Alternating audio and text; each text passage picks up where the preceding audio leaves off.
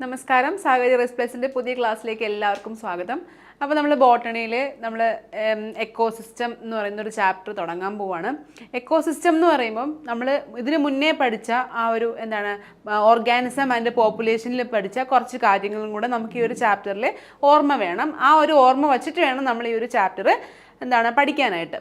അപ്പോൾ എക്കോസിസ്റ്റം ഇന്നത്തെ ക്ലാസ്സിൽ നമ്മൾ പഠിക്കാൻ പോകുന്നത് എക്കോസിസ്റ്റത്തിലെ സ്ട്രക്ചറിനെ പറ്റി, അവിടുത്തെ ഫംഗ്ഷനെ പറ്റി, അവിടെ എന്താണ് നടക്കുന്നത്, അവിടുത്തെ ഓർഗാനിസംസ് എങ്ങനെയാണ് ജീവിക്കുന്നതെന്നൊക്കെ ഉള്ള കാര്യമാണ് നമ്മൾ പറയാൻ പോകുന്നത്. അപ്പോൾ നമ്മൾ ക്ലാസ്സിലേക്ക് പോവാം. അപ്പോൾ ആദ്യം നമ്മൾ അറിയണം എന്താണ് എക്കോസിസ്റ്റം എന്നുള്ള കാര്യം. എക്കോസിസ്റ്റം എന്ന് പറയുമ്പോൾ അവിടെ അബയോട്ടിക് ഫാക്ടറും ബയോട്ടിക് ഫാക്ടറും എല്ലാവരും കൂടി മിങ്കിൾ ചെയ്തിട്ട് ഒരു ഇൻറ്ററാക്ഷനോട് കൂടി ജീവിക്കുന്ന ഒരു സ്ഥലമാണ് എക്കോസിസ്റ്റം. അപ്പോൾ നമ്മൾ അറിയണം എന്താണ് അബയോട്ടിക് ഫാക്ടർ, എന്താണ് ബയോട്ടിക് ഫാക്ടർ. നമ്മൾ ആ മറ്റേ ചാപ്റ്ററിൽ എന്താണ് ഓർഗാനിസം ആൻഡ് പോപ്പുലേഷൻ എന്ന് പറഞ്ഞ ആ ഒരു ചാപ്റ്റർ പഠിച്ചപ്പോൾ നമ്മൾ പറഞ്ഞ കാര്യമാണ് അല്ലേ, എന്താണ് ജീവനുള്ളവയെ നമ്മൾ ബയോട്ടിക് ഫാക്ടേഴ്സ് എന്ന് വിളിക്കുന്നു, ജീവനില്ലാത്തവയെ നമ്മൾ അബയോട്ടിക് ഫാക്ടർ എന്ന് വിളിക്കുന്നു. അപ്പോൾ interaction of biotic and abiotic factors എവിടെ നടക്കുന്നുണ്ട്? ആ ഒരു എക്കോസിസ്റ്റത്തിൽ നടക്കുന്നുണ്ട്. അപ്പോൾ എക്കോസിസ്റ്റത്തിൻ്റെ മെയിൻ ആയിട്ടുള്ള ക്യാരക്ടർ എന്ന് പറയുമ്പോൾ എന്താണ്? അതിൻ്റെ ഒരു ക്യാരക്ടർ പറയുമ്പോൾ നമ്മൾ മെയിനായിട്ട് എടുത്ത് പറയേണ്ട കാര്യമാണ് എന്ത്? ഈ ഒരു ഫിസിക്കൽ ഇൻട്രാക്ഷൻ്റെ കാര്യം. അപ്പോൾ ഈ ഒരു ഓരോ എക്കോസിസ്റ്റത്തിലും ജീവിക്കുന്ന ഓരോ ജീവികൾക്കനുസരിച്ച് അവിടുത്തെ ഇൻട്രാക്ഷന് വ്യത്യാസം വരും, അല്ലെങ്കിൽ അവിടുത്തെ ഓരോ സിസ്റ്റവും വ്യത്യാസം വരും. അപ്പോൾ ആ ഒരു എക്കോസിസ്റ്റം, ഇപ്പോൾ നമ്മൾ എക്കോസിസ്റ്റം എടുക്കുമ്പോൾ പല രീതിയിലുള്ള എക്കോസിസ്റ്റം കാണാം അല്ലേ. ഫോറസ്റ്റ് പറയാം, ഓഷൻ പറയാം, പോണ്ട് പറയാം. അങ്ങനെ ഓരോ എക്കോസിസ്റ്റത്തിലും ജീവിക്കുന്ന അവിടുത്തെ ഓർഗാനിസത്തിനനുസരിച്ച് അവിടുത്തെ സ്ട്രക്ചറിൽ വ്യത്യാസം വരാം, അവിടെ നടക്കുന്ന ഫങ്ഷൻസിൽ വ്യത്യാസം വരാം. അപ്പോൾ ഈ ഒരു ഓരോ പ്ലാന്റിൻ്റെയും ഓരോ ആനിമൽസിൻ്റെയും ആ ഒരു ആവാസ വ്യവസ്ഥയാണ് നമ്മൾ എന്ത് വിളിക്കുന്നത്? എക്കോസിസ്റ്റം എന്ന് വിളിക്കുന്നത്. അപ്പോൾ ഓരോ എക്കോസിസ്റ്റത്തിലും ഓരോ സ്പീഷീസ് ആയിരിക്കും ഉള്ളത്. ഇപ്പോൾ ഫോറസ്റ്റ് എടുക്കുകയാണെങ്കിൽ അവിടെ ആരൊക്കെ കാണും? അനിമൽസ് കാണും, അതുപോലെ വലിയ ബിഗ് ട്രീസ് കാണും, ചെറിയ ഷ്രബ് കാണും, ചെറിയ കുഞ്ഞു ഓർഗാനിസംസ് കാണും. അതൊക്കെ കമ്പോസ് ചെയ്തിട്ടായിരിക്കും നമ്മളുടെ ഫോറസ്റ്റ് കാണുന്നത്. അതേസമയം ഓഷൻ എടുക്കുകയാണെങ്കിലോ അവിടെ കൂടുതലും അക്വാറ്റിക് അനിമൽസിലാണ് കാണുന്നത്. അതുപോലെ പ്ലാങ്ക്ടൺസ് കാണും, ആൽഗേസ് കാണും.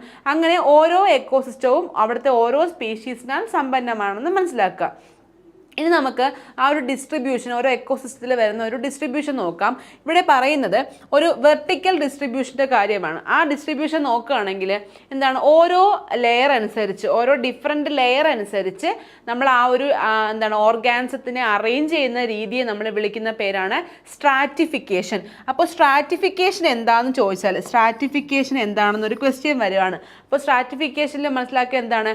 നമ്മളൊരു സ്പീഷീസിനെ അല്ലെങ്കിൽ ആ ഒരു ഓർഗാനിസത്തിനെ അത് ജീവിക്കുന്ന ഘടന അനുസരിച്ച് അല്ലെങ്കിൽ ജീവിക്കുന്ന ആവാസ വ്യവസ്ഥ അനുസരിച്ച് ഒരു വെർട്ടിക്കലായിട്ടൊരു ഡിസ്ട്രിബ്യൂഷൻ പറയുകയാണ്. ഇപ്പോൾ ഈ ഒരു എക്സാമ്പിളായിട്ട് നമുക്ക് ഈ ഒരു ഫിഗർ നോക്കാം. ആ ഫിഗറിൽ ട്രീസിൻ്റെ കാര്യമാണ് പറയുന്നത്. ട്രീസിൻ്റെ കാര്യം എന്താണ്? അവിടെ ഏറ്റവും വലുതായിട്ട് കാണുന്ന അല്ലെങ്കിൽ ഏറ്റവും അപ്പെക്സിലായിട്ട് ഏറ്റവും മുകളിൽ ടോപ്പായിട്ട് നിൽക്കുന്ന ആരാണ്? ബിഗ് ട്രീസ് ആണ്. അപ്പോൾ ഈ ഒരു ലെയറിൽ ഫുൾ ആരായിരിക്കും വരുന്നത്? ആ ബിഗ് ട്രീസ് ആയിരിക്കും വരുന്നത്. തൊട്ട് താഴത്തെ വരുമ്പോൾ എന്തായിരിക്കും? ആ ഒരു വലിയ മരങ്ങളെക്കാളും കുറച്ചും കൂടി സൈസ് കുറഞ്ഞ അല്ലെങ്കിൽ കുറച്ചും കൂടി ആ ഒരു വിഡ്ത്തൊക്കെ കുറഞ്ഞ ചെറിയ മരങ്ങളായിരിക്കും വരുന്നത്. അപ്പോൾ ഓരോ ലെയർ അനുസരിച്ച് ഓരോ രീതിയിലുള്ള അല്ലെങ്കിൽ ഓരോ ഘടനയിൽ ജീവിക്കുന്ന ട്രീസിനെയാണ് നമുക്ക് കാണാനായിട്ട് പറ്റുന്നത്. അപ്പോൾ ഈ ഒരു വെർട്ടിക്കൽ ലെയറിലുള്ള ഈ ഒരു അറേഞ്ച്മെൻറ്റിനെയാണ് നമ്മൾ എന്ത് വിളിക്കുന്നത്? സ്ട്രാറ്റിഫിക്കേഷൻ എന്ന് വിളിക്കുന്നത്. ഇനി നമ്മൾ ആ ഒരു എക്കോസിസ്റ്റത്തിലുള്ള കമ്പോണൻസിനനുസരിച്ച് അവിടെ നടക്കുന്ന ഫംഗ്ഷൻ അനുസരിച്ച് നമുക്ക് 4 കാര്യങ്ങൾ പഠിക്കാനുണ്ട്. ആദ്യത്തേത് പ്രൊഡക്ടിവിറ്റിയാണ്. പ്രൊഡക്ടിവിറ്റി എന്ന് പറയുമ്പോൾ എന്താണ്?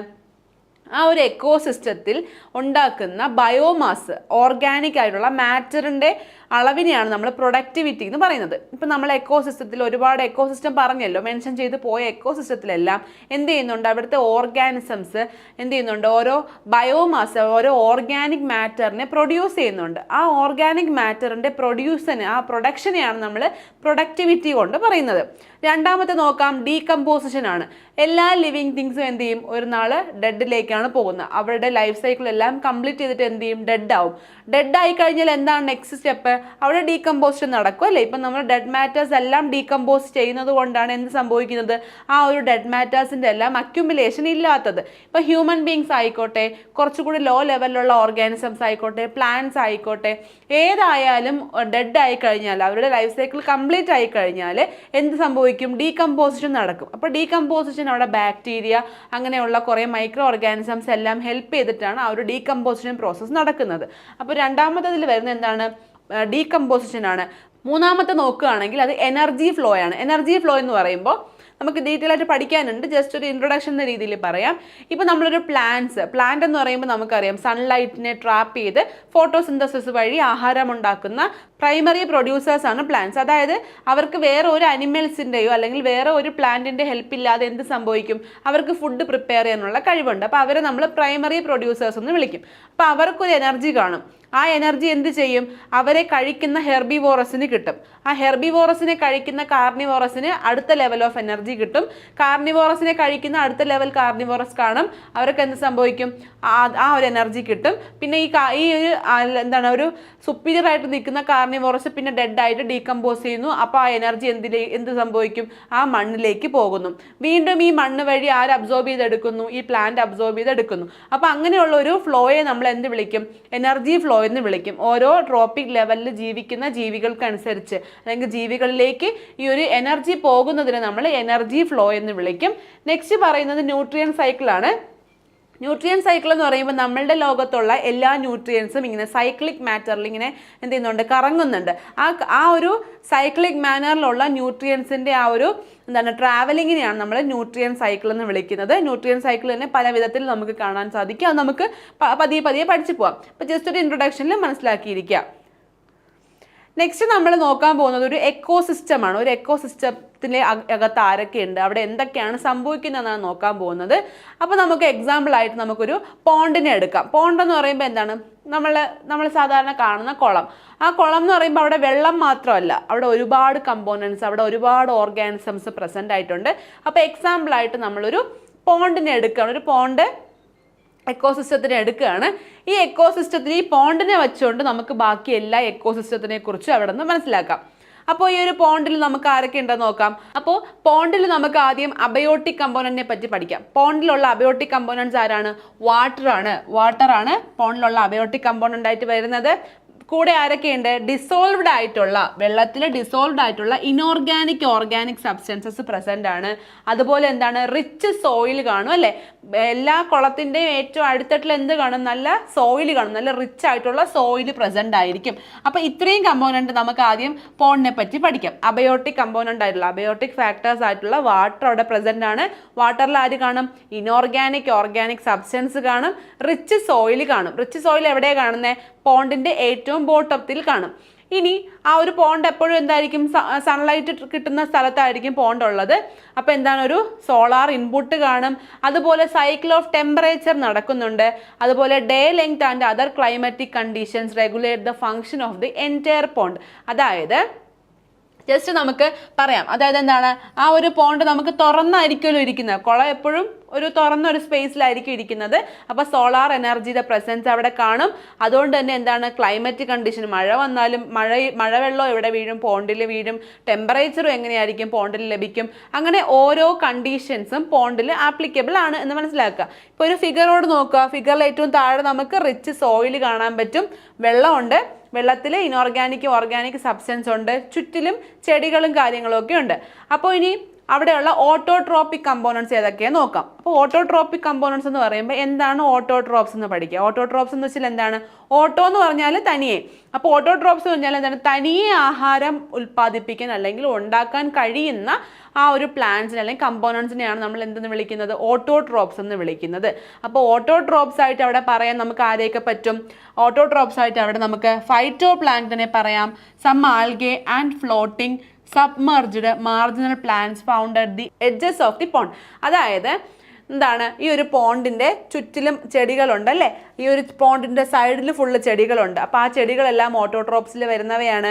അതുപോലെ ഏറ്റവും താഴെ കാണുന്ന ഫൈറ്റോ പ്ലാങ്ക്ടൺ ആൽഗെ വിഭാഗത്തിൽ പെടുന്ന കാര്യങ്ങളെല്ലാം എന്താണ്, ഓട്ടോട്രോപ്സ് ആണ്. അതുപോലെ സബ്മർജ്ഡ്, അതായത് എന്താണ്, പകുതി ഭാഗം മുകളിലേക്കും പകുതി ഭാഗം വാട്ടറിലേക്കും ഉള്ളത്, നമ്മളുടെ എന്താണ് വാട്ടർ ലില്ലി, ലോട്ടസ് ഒക്കെ പോലുള്ള അങ്ങനെയുള്ള ചെടികൾ, ആ ചെടികൾ വാട്ടർ ലില്ലി ഇവിടെ കാണാം. അതുപോലെ എന്താണ്, ചെറിയ എന്താണ് ചെടികൾ, വാട്ടറിലകത്ത് ജീവിക്കുന്ന അക്വാട്ടിക് പ്ലാന്റ്സ് കാണാം. ആ ഒരു ബോർഡറിൽ നിൽക്കുന്ന ചെടികൾ കാണാം. ഇതെല്ലാം എന്താണ്, ആ ഒരു സൺലൈറ്റിൻ്റെ എനർജി വെച്ചിട്ട് സ്വന്തമായിട്ട് ആഹാരം പ്രിപ്പയർ ചെയ്യാൻ കഴിയുന്ന എന്താണ് ഓർഗാനിസംസ് ആണ്, അല്ലെങ്കിൽ പ്ലാന്റ് വിഭാഗത്തിൽപ്പെട്ട ആൾക്കാരാണ്. അപ്പോൾ ഇവയെല്ലാം എവിടെയുണ്ട്? പോണ്ടിലുണ്ട്. അതുപോലെ ഓരോ എക്കോസിസ്റ്റത്തിലും എങ്ങനെയായിരിക്കും? ഇങ്ങനെ ഡിഫറെൻ്റ് ആയിട്ടുള്ള ജോബ് ചെയ്യുന്ന, ഡിഫറെൻ്റ് ആയിട്ടുള്ള കാര്യങ്ങൾ, ഫങ്ഷനുള്ള ഓർഗാനിസംസ് നമുക്ക് കാണാനായിട്ട് സാധിക്കും. ഇനി ഈ പോണ്ടിൽ നമുക്ക് വലിയ ഓർഗാനിസംസ് എല്ലാം ഉണ്ട്. വലിയ ഓർഗാനിസത്തിൻ്റെ കൂടെ എന്താണ്? കുഞ്ഞു കുഞ്ഞു ഓർഗാനിസംസ് ഉണ്ട് അല്ലേ? ഇവിടെ നോക്കുകയാണെങ്കിൽ എന്താണ്? വാട്ടർ സ്കോർപ്പിയൻ ഉണ്ട്, വാട്ടർ ബീറ്റിൽ, ടാഡ്പോള്, ലീച്ച്, അങ്ങനെയുള്ള ചെറിയ കുഞ്ഞ് ഓർഗാനിസംസ് തൊട്ട് വലിയ ഓർഗാനിസംസ് വരെ നമുക്ക് ഈ ഒരു പോണ്ട് എക്കോസിസ്റ്റത്തിൽ കാണാൻ പറ്റും. അപ്പോൾ ഇതൊരു എക്സാമ്പിൾ ആയിട്ടാണ് പോണ്ട് എക്കോസിസ്റ്റം പഠിക്കുന്നത്. അപ്പോൾ ഓരോ എക്കോസിസ്റ്റത്തിലും എന്താണ്? ഇങ്ങനെ ഡിഫറെൻ്റ് ആയിട്ടുള്ള ഒരുപാട് എന്താണ് ലോവർ ആയിട്ടും ഹയർ ആയിട്ടും ഒക്കെ ഉള്ള ഓർഗാനിസംസ് ഉണ്ടെന്ന് മനസ്സിലാക്കിയിരിക്കുക. ഇനി നെക്സ്റ്റ് നോക്കാം. ഈ പോണ്ടിൽ ആര് കാണും? ഡീകമ്പോസേഴ്സ് കാണും. അതുപോലെ fungi, bacteria, flagellates especially abundant in the bottom of the pond.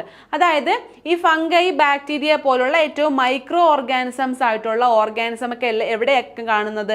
ഈ പോണ്ടിന്റെ ഏറ്റവും അടിഭാഗത്തായിരിക്കും കാണുന്നത്. കാരണം എന്താ? അവർ മൈക്രോ ആണ്. അവർ ഇവിടെ നിന്ന് കിട്ടുന്ന ചെറിയ ചെറിയ ഡീകമ്പോസിഷൻ വഴിയിട്ടായിരിക്കും അവർ എന്ത് ചെയ്യുന്നത്? അവർക്ക് വേണ്ട എനർജി അവർ പ്രിസർവ് ചെയ്യുന്നത്. അവർ അങ്ങനെയായിരിക്കും സർവൈവ് ചെയ്യുന്നത്. അപ്പോൾ ഏറ്റവും ചെറിയ ഓർഗാനിസംസ് എല്ലാം നമുക്ക് ഈ ഒരു അടിഭാഗത്ത് പോണ്ടിന്റെ ഏറ്റവും ബോട്ടമിൽ കാണാം. ഇത് ഈ പോണ്ടിനെ പറ്റി കാണാതെ പഠിക്കാൻ വേണ്ടിയിട്ടല്ല പറയുന്നത്, എക്കോസിസ്റ്റം എന്താണെന്ന് മനസ്സിലാക്കാനാണ് ഈ ഒരു എക്സാമ്പിൾ ഇവിടെ പറഞ്ഞിരിക്കുന്നത്. ഇനി നമുക്ക് നോക്കാം.